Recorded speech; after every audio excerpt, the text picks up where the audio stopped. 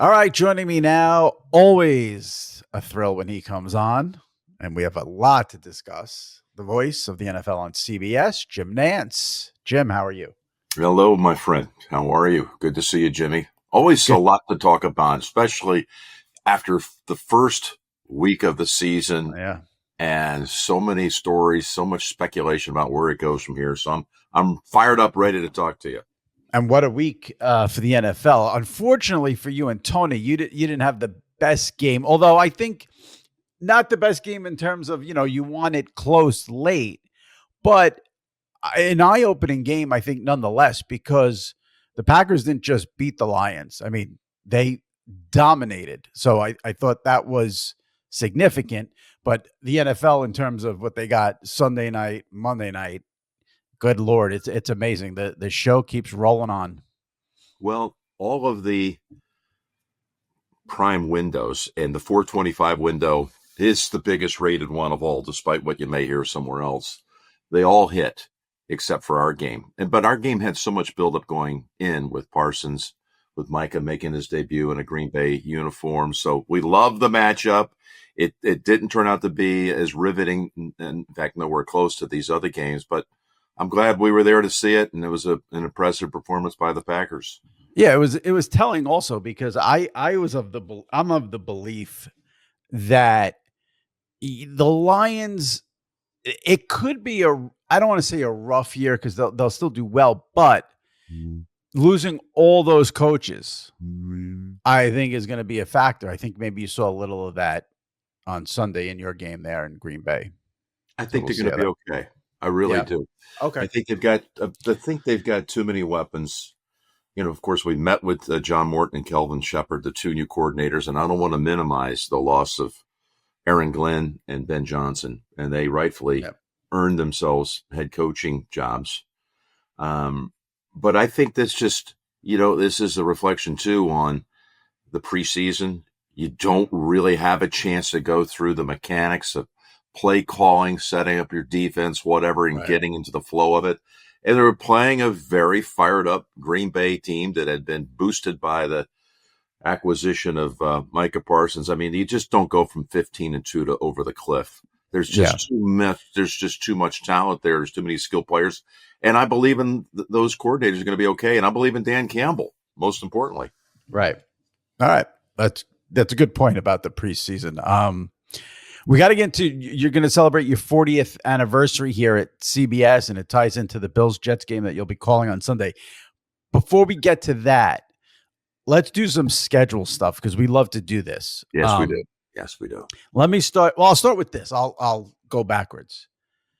You have the gift, and it is a gift this year, of Chiefs, Cowboys, Thanksgiving.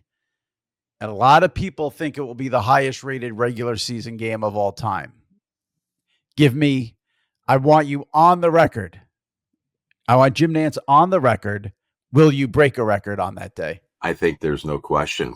Of course, the other thing that our audience needs to be educated on, there's a new metric. There's a new way of measuring the audience size, which is tailor-made for the sports audience that was never being completely covered and picked up in these Nielsen ratings because they weren't able to rate out of home viewing. So you've got that factored in with two enormously popular franchises.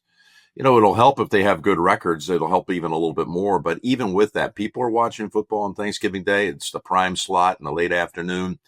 I'm on the record, Jimmy, on the record saying I think that we not only will break the record, I think we'll blow it out.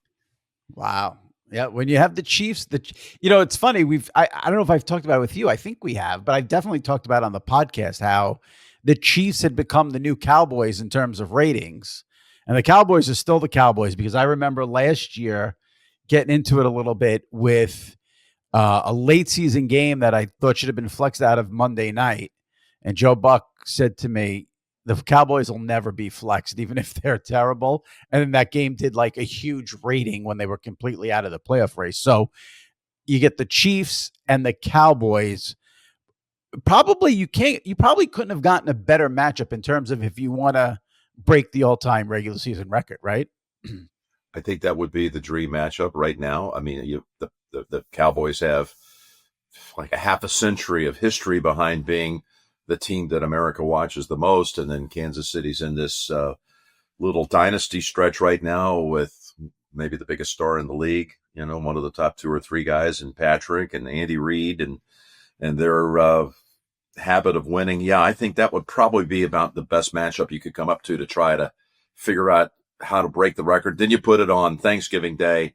You know, just to put it in perspective, though, it will be a monster number, but it won't be like a playoff number. It'll be somewhere in that neighborhood. But this isn't like anything we haven't done before in a divisional round or an AFC championship game, and we'll put the Super Bowl, of course, in a completely different category. But I'm excited about it. And listen, it's just one of many great matchups we have this year. I love our schedule. Obviously, week 1, we talked about it, didn't produce quite the drama we were hoping for. But there are matchups coming up like Baltimore and Kansas City. Yep.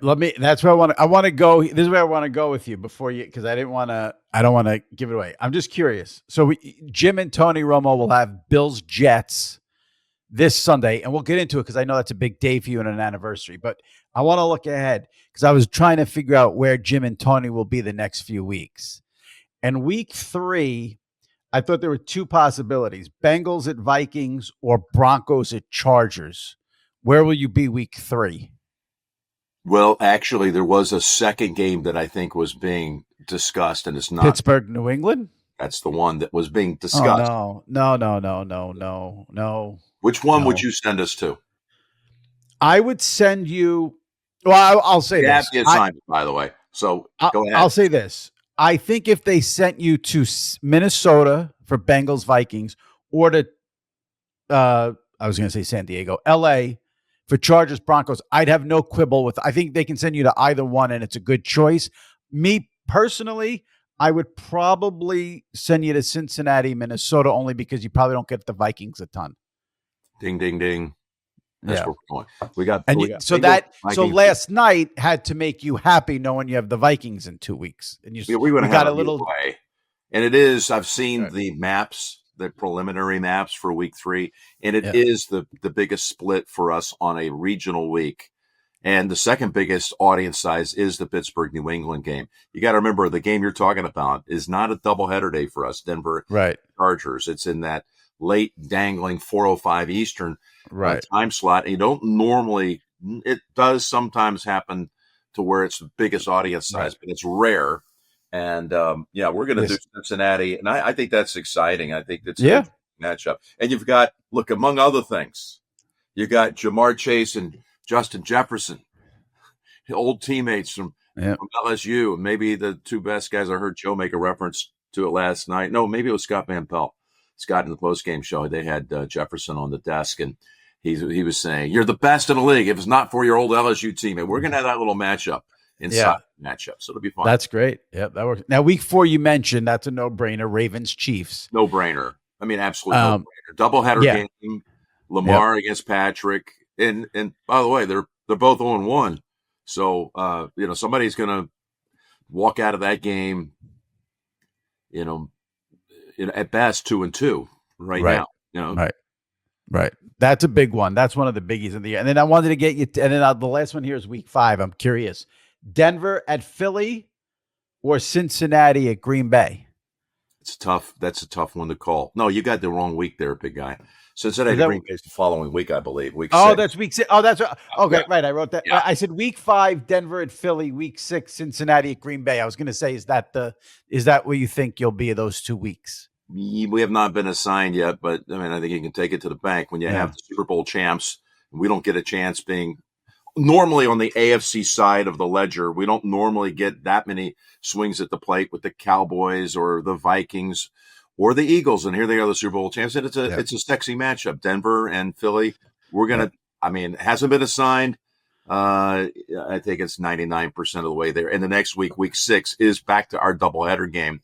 And we will undoubtedly be in Green Bay for Cincinnati and the Packers. When you see Sunday night, the Bills and Ravens have a classic like that, is there a little part of you, even if it's just 1% of Jim Nantz, that gets a little pissed off that NBC has your game? No, it's not. It's not that. I would say, man, it's a little bit. I wish we had the game, but I get how it is. I get how it works.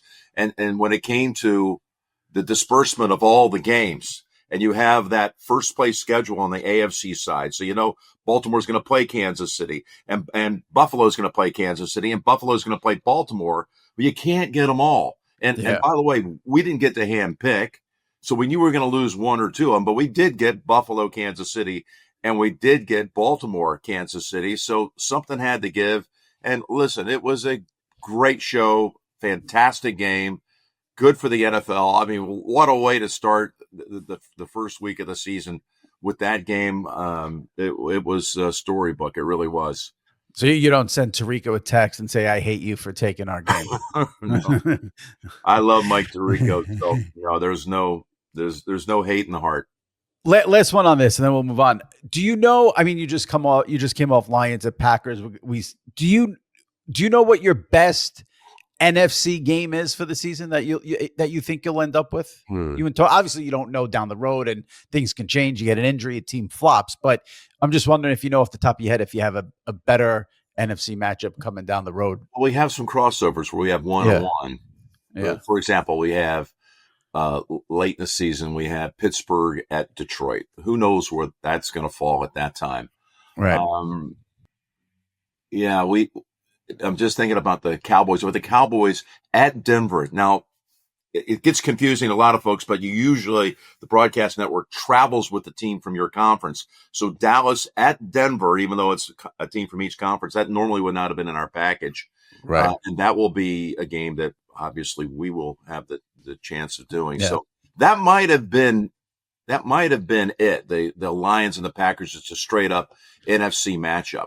Yeah. You mentioned Pittsburgh, so I'll just stay with this, and then we're going to go on to your anniversary with CBS. When I saw Jim over the summer. CBS has an NFL media day every year right before the season, and you told me, and I'd love for you to get into it a little bit here for the listeners. The team, listen, you know what you're going to get from Baltimore, you know what you're going to get from Buffalo, even Cincinnati to an extent. The team that you're very curious about that can make a big difference in the season for you and Tony is Pittsburgh. Well, it's because the way the schedule is laid out by the league, not by CBS, there are some, again, very attractive matchups for us, with the Steelers being one half of the equation. If they're good, there's a run where I think you could even see maybe 6 out of 7 weeks we could be with the Steelers. Wow. There's a regional week, Pittsburgh at Chicago. Well, if they're good and you got the Chicago market, and I do think the Bears, even though they had that game last night, I think they're going to be a lot better. I really do. I believe in that franchise going in the right direction. So Pittsburgh, Chicago. On Thanksgiving Sunday, we're going to double up this year. We're going to have Buffalo at Pittsburgh. There is a Baltimore-Pittsburgh game the week after Thanksgiving. There's a Pittsburgh game at Detroit. So, yep. I can't recall what the other two could possibly. I think one was with Cleveland, maybe. Yeah, maybe I or don't Cincinnati. remember having Cleveland in our equation, but yeah, the Browns, if they step up and their offense can match their defense, that could possibly be the case. Football is back, and Underdog is the best place to make picks and win money all season long. Playing on Underdog is easy. Just pick whether your favorite players will go higher or lower on stats like touchdowns, receiving yards, interceptions, and more. This week on Underdog, I'm looking at higher for Joe Burrow touchdown passes. I think he bounces back after a slow offensive start in Cleveland in week 1. I think Burrow goes higher on his TD passes in week 2 against the Jaguars. And I'm also looking at higher on catches for Brock Bowers, the outstanding Raiders tight end who plays on Monday night against the Chargers. Those are my 2 for this week. Download the app today and sign up with the promo code Sports Illustrated to score $50 in bonus funds when you play your first $5. That's promo code Sports Illustrated. Millions of fans have already won billions making picks on Underdog. Will you be next? Underdog, make picks, win money. Must be 18 plus, 19 plus in Alabama and Nebraska, 19 plus in Colorado for some games, 21 plus in Arizona, Massachusetts, and Virginia, and present in a state where Underdog Fantasy operates. Terms apply. See assets.underdogfantasy.com/web/play and get terms _DFS_.html for details. Offer not valid in Maryland, Michigan, Ohio, and Pennsylvania. Concerned with your play? Call 1-800-GAMBLER or visit www.ncpgambling.org. In New York, call the 24/7 Hope line at 1-877-8-HOPE-NY or text HOPE-NY 467-369. Now, this week, this coming Sunday, you will be, I was going to say at the Meadowlands. It's called MetLife now. You'll be at MetLife Stadium myself, Yeah. I'm still kind of stuck in that, but yes, we'll be at MetLife. It's a terrible stadium, but that's besides the point. Just nothing to it, just a big gray building, but whatever. Bills Jets, you'll call that with Tony. Tell the listeners why that is a significant date for you and why you're calling that game. Well, no, it has nothing to do with why I'm calling the game. The game's I know. like a great, like the majority of the country. So the split's big. You got Josh Allen in the game. So it's a regional week for us. So that has nothing to do with why I'm calling the game. But, until you started building it up, you're getting me kind of worked up here a little bit. Yeah. But it actually happens to fall on the exact date, meaning September 14th, of when I made my debut on CBS in 1985. So I go from September 14th, 85, when I was in the studio being introduced by Brent Musburger from the booth at the big house. He was about to call Michigan and Notre Dame, and he threw it back to the studio and introduced me on the air. And of course, I was just a kid, 3.5 years out of college. I was a nervous wreck trying to mask all of that. But you go 40 years later, I'm going to be back in the New York area calling an NFL game. So your first assignment was studio for college football in 85. My analyst in the studio was Pat Hayden, who remains to this day a very treasured friend, amazing man, and my behind-the-scenes editorial consultant, who really figuratively held my hand for the entire year or two to make sure I was up to speed and could hang in there with the likes of, everybody that was at CBS on the roster at that time, from Brent to Pat Summerall, and shadowed me everywhere, or I shadowed him, was Mike Francesa. So, right. And Ed Gorin, who would go on to become the president of Fox, was the studio producer of that show and remains, like a guru and mentor of mine at the same time. What do you remember about that first day, September 14th, 1985? I just can remember how calm I was going through auditions. I was one of 5 to audition for the role. That had happened 4 weeks earlier in that same studio. And it was the old NFL Today studio. And on the back of the chair, right on the back of the chair, was a piece of tape. And it said, Brent. I was sitting in Brent's chair. It was a bit intimidating, by the way. Yeah. And I had calmly gone through the auditions for whatever reason. The good Lord gave me a sense of calm when the seas were stormy. And I was in the mix with James Brown and the anchor on the weekends at WCBS in New York, Fred Wymore. And Pat Hayden had auditioned as the host, but he was always going to be a part of the show and ended up being the analyst, and Roy Firestone. So the five of us came to New York and auditioned on August the 17th of 85. The night before the audition, Ed and his wife, Patty Gorin, took the 5 contestants out to dinner at the old Russian tea room. I couldn't believe that I was in the company of Pat Hayden and James Brown and Roy Firestone, who regaled us with so many stories from his show, that up close show that he had on ESPN. I mean, I was a fan of all of them. I was just a kid that had come out of the Houston market, but then migrated to Salt Lake, to the affiliate in Salt Lake, where I was an anchor, and I did the Utah Jazz games with Hot Rod Hundley, and I did the BYU football and basketball games on television. I was just a young kid. I was just happy to be in the building. I was happy to be at the table with you guys. So you talked about auditioning. When did you find out how did it go from the audition to September 14th? You're in Brent's chair. How did you find out? What was that? Well, I was the 5th to go into the studio. I was in a room, a green room, so to speak, and I couldn't watch the feed of the other guys. But when it came time to audition, they walked me in, and I sat down into the makeup chair, which was something I had never had makeup applied or even at the local level. So I'm sitting there, they put the barber's vest over you, and there's a wonderful lady named Rosemary. She's brushing me up and the whole thing. She whispers in my ear. She goes, "I hear really good things about you." I said, "Really?" She goes, "Yes, they're anxious to see how you handle this. I think they have their eye on you." So did that add to the pressure? No, it relaxed me. I was very calm, but I was escorted by a guy named Jimmy Wall, who was a legendary stage manager at CBS. He had worked on the Captain Kangaroo show and had even been on the air with Captain Kangaroo, which had been filmed and taped in that same studio where we were operating the NFL Today. So Jimmy walked me up to the desk, and I sit down and looked around. I mean, I totally was familiar with it. I'd watched the NFL Today. It was a ritual for me to come home and watch from church and watch the NFL Today. And anyway, I was kind of waiting to get some instruction. They put an earpiece in, and then Jimmy came over and said, "Hey, young man," he said, "you recognize this?" "This is my wallet." I said, "Yeah." He said, "You left it in the green room. This is New York. Okay, be careful." Well, thank you. Yeah. Then they handed me a stack of index cards, blue cards. And they said, "This is the scoring. These are the scoring you're going to run through." And then they had a pile of highlight sheets over here. And it'll mark on the card if there are highlights with it. Like game 3 had a 3 around it circled in red Sharpie, and over here was number 3. But I didn't have a chance to rehearse it.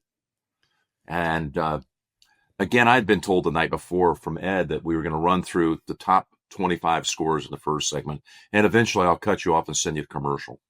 Then the second segment, we're going to come back and do as many scores as we can. We'd like to get through a lot of the scores. So they wanted to see if you could rapidly do it. And then the third segment, we're going to bring out a college football expert, and you can interview him about the season ahead. So I looked up, and like I am here on my desktop, I'm seeing a reflection of myself. I never operated that way before. I had always ad-libbed. I never had time to write scripts when I was a local anchor, because you did it all. You edited tapes. Cut the tape, right? You're putting out a rundown of what your order is for the director. And I learned from a radio background since I was 19 how to just be conversational and randomly talk. Yeah. So anyway, I was a little caught off guard that I was in the shot, and over my shoulder was a RP, a rear projection, where I could see the scores. And that's how they did it with Brent back then. He would be kind of squared up. Oh, see the scores over his shoulder. So that was new to me, but it didn't take any time to get used to that. And next thing you know, you ready? I'm ready to go. Boom, on comes that college football music and animation. It's on a side shot, and camera 2, take 2, and go. So I said, whatever. It wasn't Hello Friends at the time. Welcome to the Prudential College Football Report. Let's get right to the top 25. First off, number 1, Nebraska. And I've started going through the scores and went through the highlights. Jimmy, I don't know, for whatever reason, it felt easy to me. And then Ed eventually said, "Take us to commercial. Back with more scores and highlights right after this." And they actually ran a commercial. So all these monitors, you don't see it at home, but there are monitors everywhere. If your eyes are looking around, you can always catch up on your sight lines. So they're running the commercial. I'm hearing in my ear. Ed says, "Good start." He said, "We're coming back here. Let's get as many scores in as we can." I had made a mental note to myself that I thought they might do something out of order. It wasn't going to be clean. Right. If you audition someone, you would want them to see, you would want to see how they can handle chaos. Right. So I kind of mentally had note that something might not match up. And sure enough, we got to that second segment, and there was a score that was out of order. And however I handled it, but let's get to this score first, and we'll get back to that in a minute. Meanwhile, Army is playing today against Lafayette, whatever it was. I went through it and got the train back on the tracks. It felt easy and smooth. And Ed says, 20 seconds to break. Promise that we're going to have a expert come on to talk about college football when we continue. I basically led to break, parroting part of what he said, and they ran a commercial. I think I've told you this before, and during that commercial, out from behind the set comes a guy that I did not recognize. I had not met with him prior to this. It was the first time I would meet him. And he walked over, he had a blue blazer on. He walked over confidently, but calmly just said, "Hey, I'm Mike Francesa." He said, "You can ask me anything you want." I said, "Well, nice to meet you, Mike." He says, "You can ask me anything." I didn't have time to really get to know him. I had a minute commercial break. Right. I'm back from commercial. I'm back here with Mike Francesa. And Mike, we're early in the college football season. Let's start right now. Talk about the favorites this year for the national championship. Then I segued to the Heisman race, and we did this for 3 minutes back and forth. And Mike had a couple of times, by the way, where he was clipped on his answers, which I'm sure he had been instructed to do, so that I had to be able to engage and pick it right up smoothly. And thanked him. Promised the second half is coming up. Thanks for watching the Prudential College Football Report. We were done. I thought it went well. I thought it was okay. I'm not an overconfident guy ever, but I'm not underconfident either. I just did what I was asked to do, and I ad-libbed through that 15 minutes. As soon as it ended, there was a door that connects the studio with the control room, and boom, I could hear the door. It sounded like it slammed open. And out came 3 or 4 people: Duke Struck, the director, Ed Gorin, and Ted Shaker, who was the executive producer. Great man. They came walking right up to the desk. I'm still sitting in the chair. And Ted's got this kind of like he didn't know what to say, excitable look about him. He said, wow, yeah. That was really good. How did you feel it went? And I said, I thought it went okay. He said, "How old are you again?" I said, "I'm 26. Do you think you could actually do this for real?"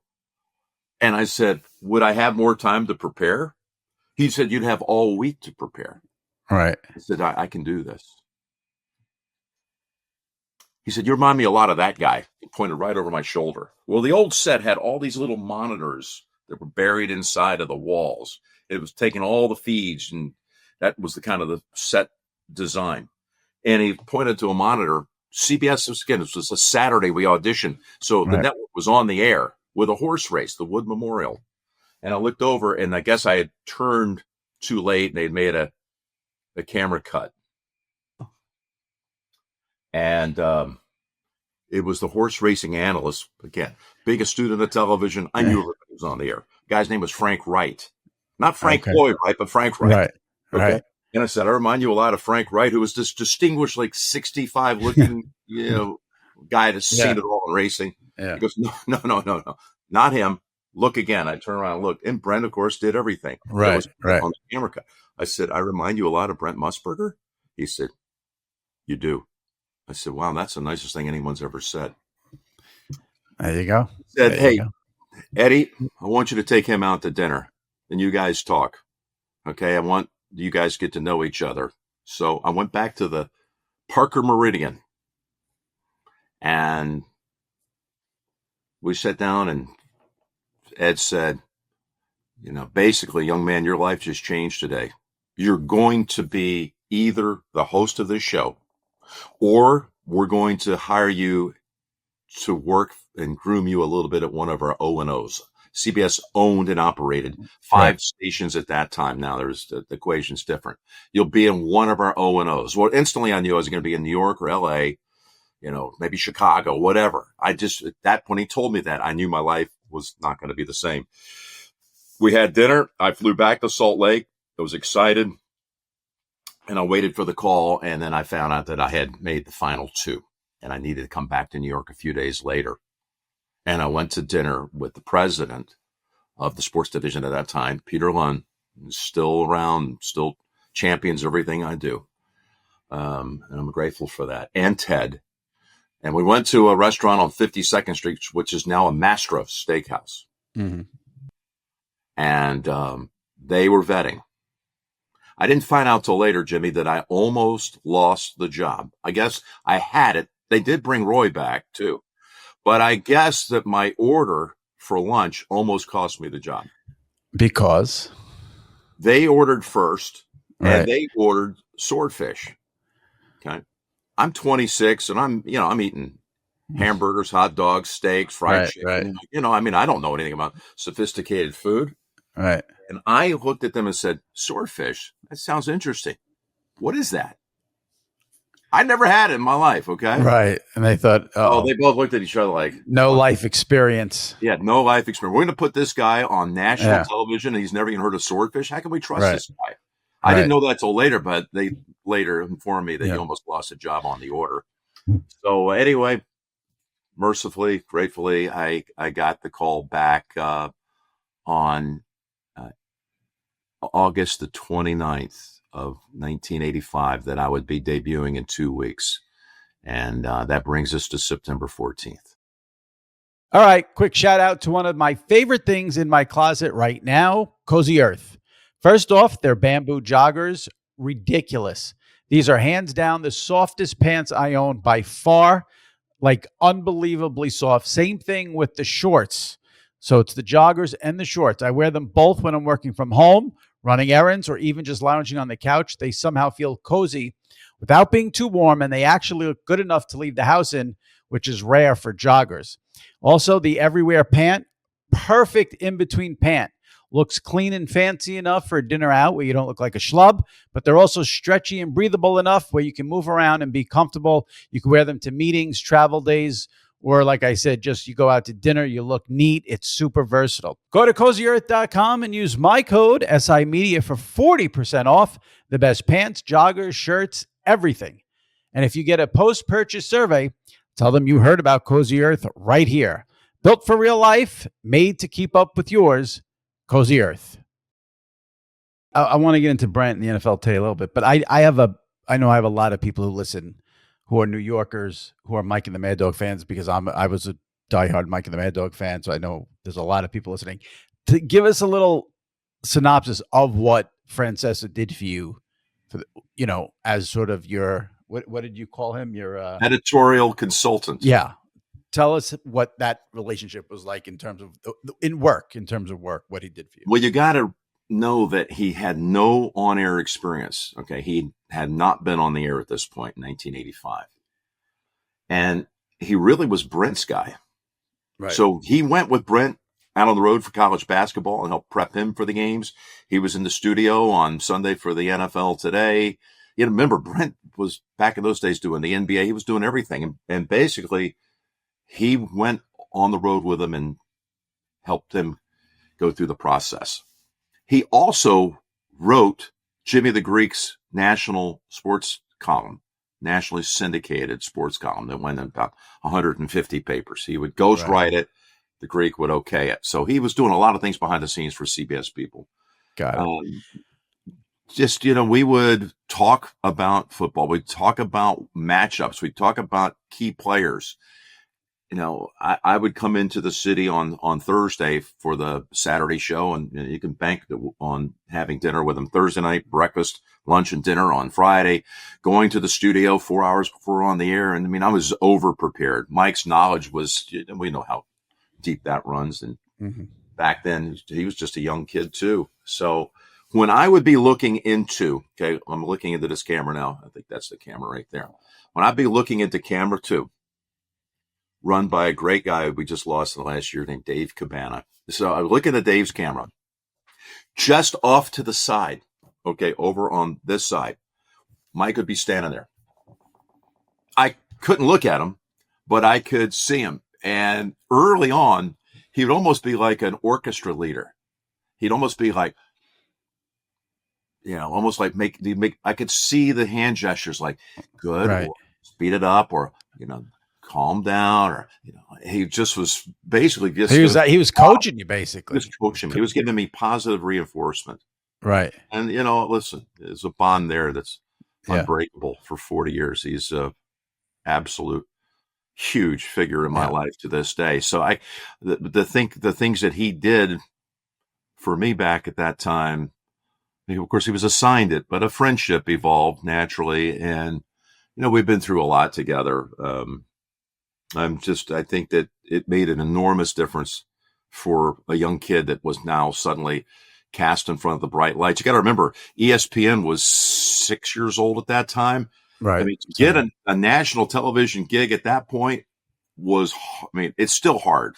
Yeah. Everybody wants to get in the business, but there's so many outlets. There's way more inventory of jobs. But back then you had the 3 networks and you had ESPN as a startup, and you didn't really have the regional kind of cable map and metrics you have now. So, right. I had landed in a very big position, and I had people that really helped me advance. Mike, in 1987, I will tell you this because this is your history. Yep. The fan started. Right. I believe it might have been like even July 1, 1987, and Susan Waldman was the first person on the air, right? And I think she was doing the updates for maybe Greg. I think Greg might have been the first host that was on the air. And they had a guy that was running the fan named Luke Griffin, who I had known because I had worked down in the Houston market a little bit as a stringer, sending in reports to Mutual Broadcasting. I'd go to a game and I'd give a 30-second reader. I'm living in the dorms on the Houston campus, so I knew Luke, and he had seen he had seen my career go from just a kid as a stringer to now it's on CBS. Anyway, I made a call to him, and I told him that there's a guy that you really need to take a look at, and I think he could be really good at this. His knowledge of sports is amazing, and he has a way of packaging and phrasing his remarks that I think that in time he could be a superstar. So I think Mike may have asked me to call him if I knew him, but whatever. I made that call, and he got to go in and meet with him, and they eventually put him on the air with Ed Coleman. Yep. And Mike's didn't take long. I mean, he was rising through the ranks. Meanwhile, Dog was over at, I want to say WMCA maybe. Yep. Doing That's right. a show. Weekends, I think. Yeah. Yeah. And eventually the two of them were united for quite a while. And 19 years. The greatest radio duo in sports radio there'll ever be. And they both made it big on their own as well. So I'm grateful for all of them, and Dog too. They've both been great friends. Yep. Speaking of the greatest of all time, it's a big couple of weeks here for CBS. So you have your anniversary on that Sunday of Jets Bills coming up here in week 2. The following week, week 3, I'm looking forward to this. The NFL Today is going to do a throwback edition to celebrate the 50th anniversary of the NFL Today, 50 years of the NFL Today. Obviously, those old days when it first started, Brent, Jimmy the Greek, Irv Cross, Phyllis George. Brent will be in studio week 3 in New York with the current crew, James Brown and Bill Cowher and others. Are you going to have a role in that at all? I haven't heard anything about it yet, but that's not, it's still, I'm sure, being developed. There are only 4 anchors in the history of the NFL today. I'm honored to be one of them, and we've already lost one of them with Greg passage. Humble, yeah. So, it's just still hard to get my mind around that. But we had, Brent and Greg and JB and I, we're the only 4 in the 50 years. And that show, I mean, I had 6 years in the seat, 98 through 03. And it just had a profound impact on me as a kid growing up. I just love the show, love the cast. That's why sitting in his seat meant even more. I still hear that NFL Today music in my head. It just was powerful, just very, very powerful. And I had Brent on the podcast 2 weeks ago, as sharp as ever at 86. 86 years old. A treasure for me was for the Super Bowl in Las Vegas is I really felt with Brent being a resident there that I wanted to go have dinner with him. Just, how I get into these things that are a little bit quirky, or I find meaning in people and places and numbers and whatever. And I really felt it was important to be able to go into that Super Bowl and have a chance to be with Brent. And we had just a great night, 3 hours. And I invited Mike Arnold to come along, who was our incredible director, and he had worked with Brent, again, 30-something years ago, 40 years ago as well. And we just had the greatest time. But remember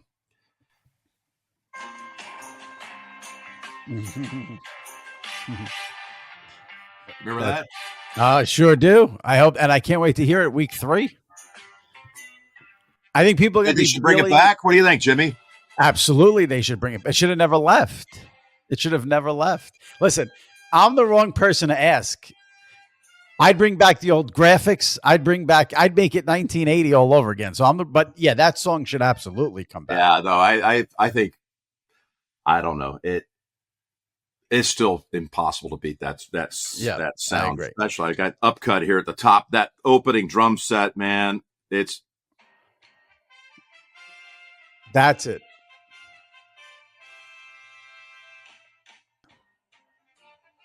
What's better than that?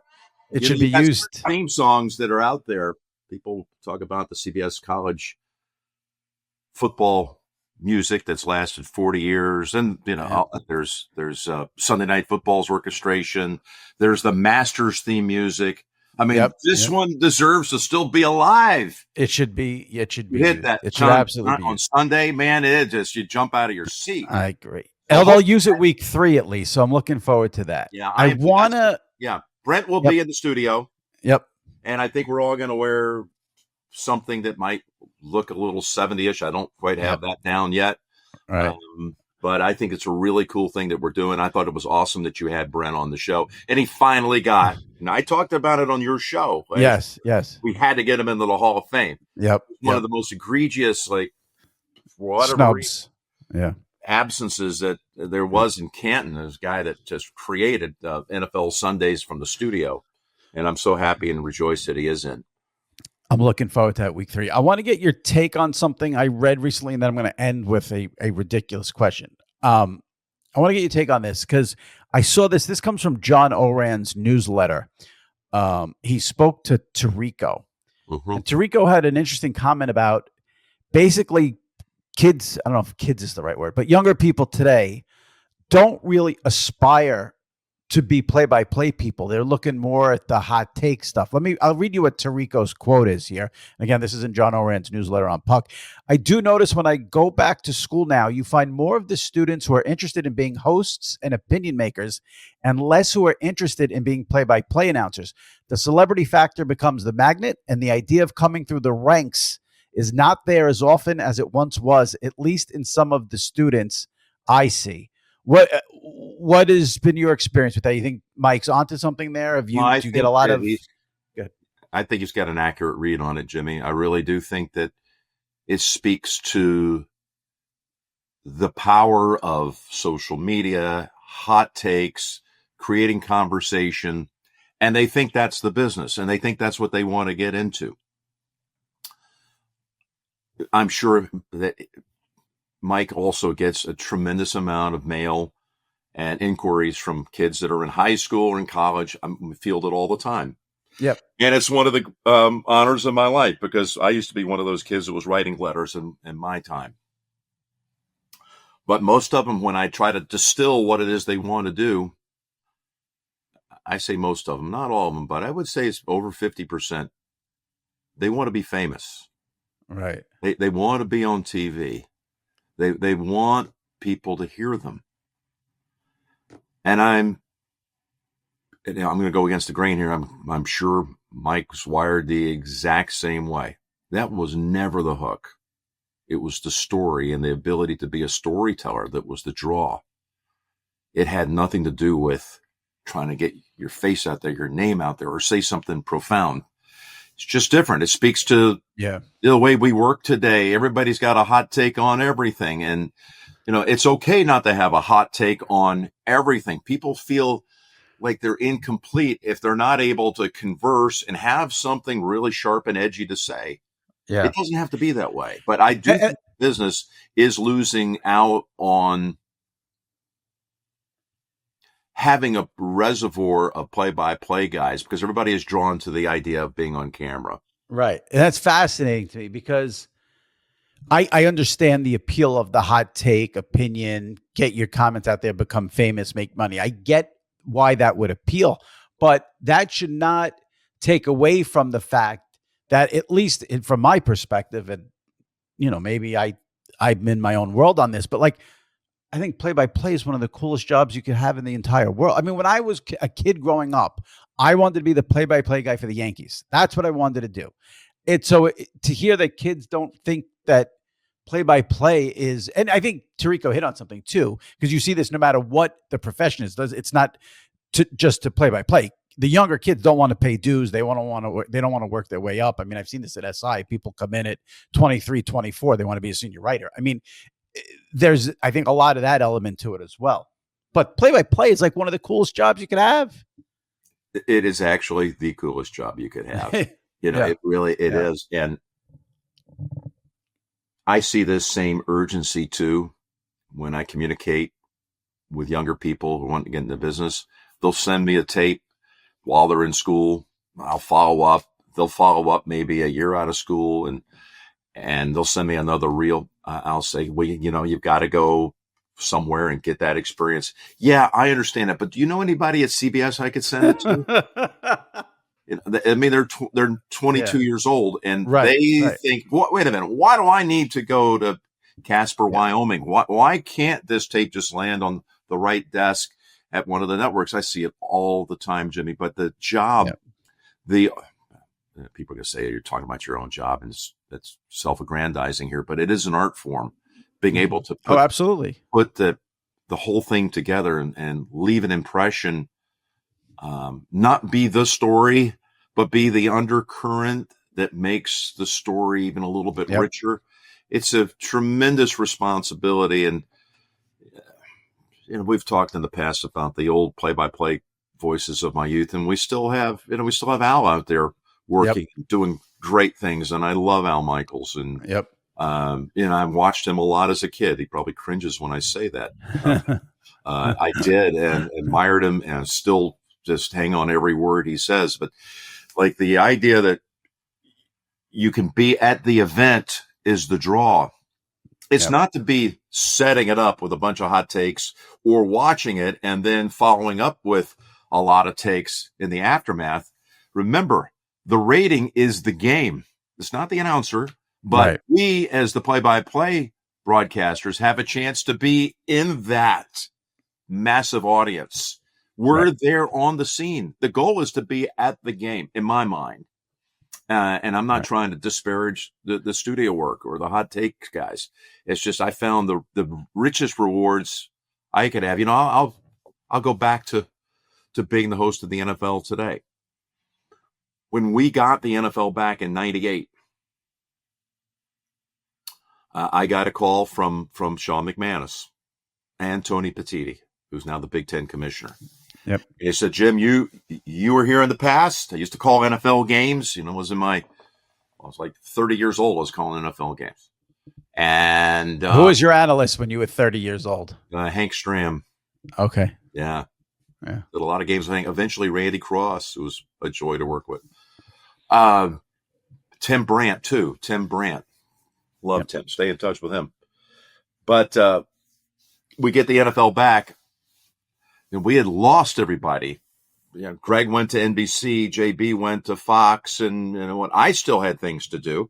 I still had the chance and the gift of anchoring our golf coverage, and I was calling the NCAA tournament with Packer.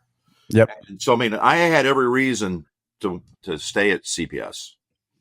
Those were events I was never going to walk away from. Everybody knows that. But anyway, Sean, in short, says, what would you like to do? You want to do the play-by-play, or you want to do the studio?